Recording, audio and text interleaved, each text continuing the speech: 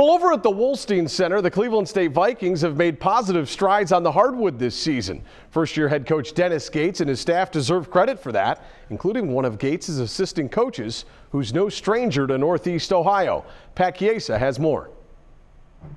Drew Joyce III has always looked comfortable with a ball in his hands. We saw it 17 years ago at St. Vincent-St. Mary when he was throwing lobs to LeBron James. After setting the assist record at Akron, Joyce's comfort with the rock and his passion for the game led to a 12-year playing career overseas. I'm passionate about basketball.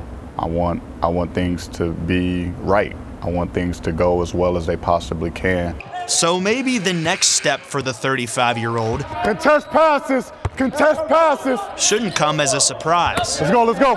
This is something that I wanted to do. My heart was in coaching, so I feel comfortable where I'm at. If you jump up for a shot, you may have a shot. Joyce has returned to Northeast Ohio to join Dennis Gates' bench as an assistant coach and recruiting coordinator for Cleveland State.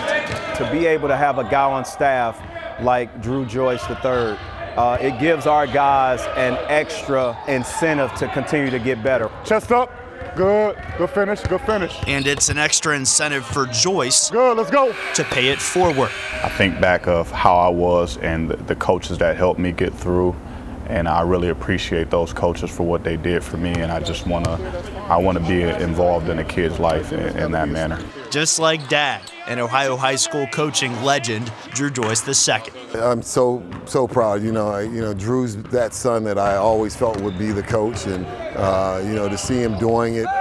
Here we go. I'm excited. Gates is excited too. Guard rolling up. Yeah. Right. By the younger Joyce's ability to learn quickly in his new role. Coach Joyce has tackled everything that has been thrown his way. You know, there's not a day that he's not watching film and learning. Down the stairs, good, good.